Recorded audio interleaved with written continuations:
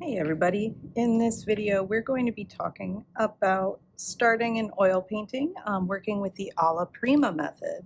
So Alla Prima is Italian for all at once. So basically we're just going to start from scratch and make a whole painting in one go. I'm only going to be working with black and white in this video just to kind of simplify things. There's fewer decisions to make as we're mixing, not as much to worry about as we're doing that. So all I need for this would be my Gessoed panel, canvas, whatever it is you're working on. I have some odorless mineral spirits, my palette knife, a handful of different size brushes, and a rag.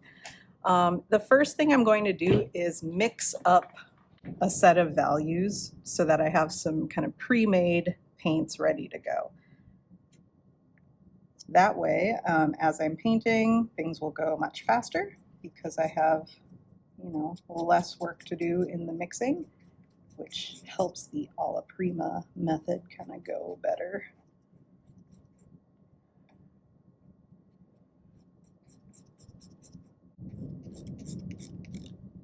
I think I'm going to kind of combine a couple of these values just so that I don't have so many options.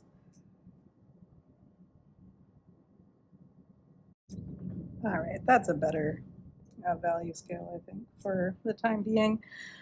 So to get started, what we're going to do is kind of map out our plan for our sketch. You could prime the canvas by doing kind of a light wash of color just to get some value in there, and I think I might do that just to get this white a little less scary. So I'm going to really thin out sort of a mid-tone with some mineral spirits here. And I'm going to sort of charge up the panel this way.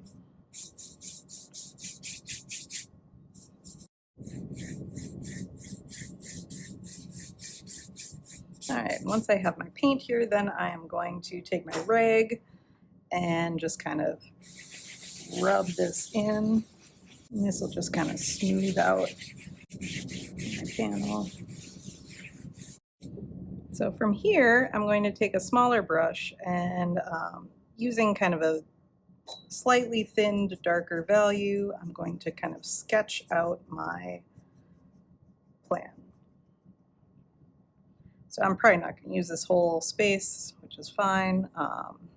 But really, as I'm sketching, I just want to think about like proportions, angles, just the general space happening in the composition here. So I'm really just kind of using this time to plan how everything is going to go. I'm not worrying so much about tiny details, focusing more on like the overall picture here, and really eventually it's going to be more about value. So again, with the paint this thinned out, I can really just kind of scratch in some of my values. I'm not worrying about precision just yet, just kind of figuring out where are my lights and darks. This allows me to kind of adjust things a little more easily as I'm working. At this stage, I can also take my rag and wipe out where I'm seeing some highlights. And that's going to allow me to add kind of whites in those areas without necessarily muddying up the highlights. At this stage, we can start kind of laying in our values and working with slightly thicker paint. So I'm going to block in my colors. The key here to not getting a super muddy painting is to try not to blend everything right away. We want to just kind of block things in as they go along.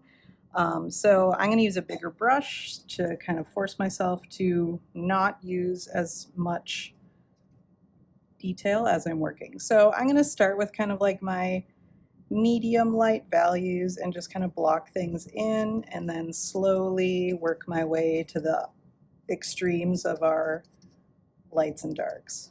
So as I'm kind of blocking these areas in, again, I'm not really focusing on detail. I'm really just thinking about value. So what's light, what's dark. My paint is moderately thinned out. As you begin getting a wider range of values blocked in, it's always a really good idea to take a step back and look at your work from a distance. Really assess your value contrast as you're looking. Where do you need to adjust shapes of value or lightness or darkness?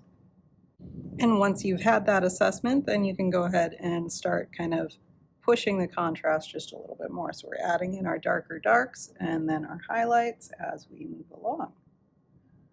Again, it's always important not to overwork the areas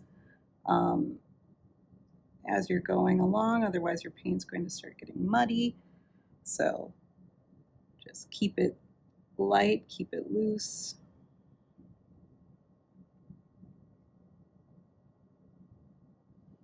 As I'm building up my layers, I'm starting to use less and less of my mineral spirits. That's allowing like slightly thicker paint to kind of sit on top of the layers that we began with. So in the areas that I notice are kind of starting to get a little muddy from correcting some proportions, I need to just be sure that I go in with less mineral spirits and more paint, and that's going to allow me to kind of work over the top of the areas that I need to kind of clean up a little bit. As I'm building up my paint, I'm also starting to kind of like cut into areas where I have darker values, using my lighter value over the top, and that helps kind of create some harder edges of value, and that's going to allow us to have like the sort of indication of a line where, you know, we see creases and other sorts of like spaces between light and dark without necessarily drawing a line per se. At this stage, I'm going to kind of toggle back and forth between my smallest brush and kind of a smaller filbert as I'm blocking in my darkest and lightest values. I'm regretting not working on an easel right now. The glare is really interfering with my ability to see what I'm doing here. My solution is to stand up and work. That way I can move around just a little bit more as I'm working. At this point, I'm kind of cutting in to some of my darker areas with a lighter value just to add a little more texture.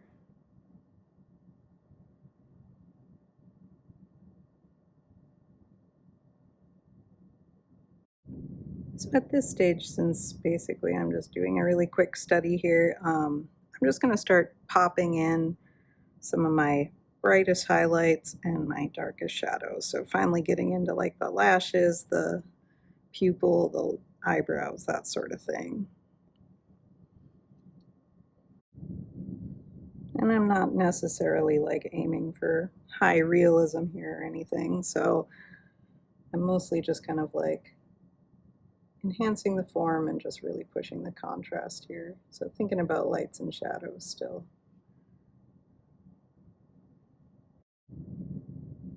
And in order to kind of maintain sort of cleaner brush strokes and everything, I'm just making sure that I don't have like a large amount of paint on my brush. Too many glops will just result in muddy, messy marks. All right, for like a 40-minute painting, I don't think that's too bad. I'll probably stop here for now because otherwise I'll probably keep going for hours. But essentially that is how we do an alla prima painting. So we start loose, gestural, sketching our plan using lots of thinned paint, and then slowly use less and less of our mineral spirits to thin the paint so that we're using almost just straight oil paint as we get towards the end of our painting. So working thin to thick, and that allows us to kind of keep our paint from getting too muddy and overworked.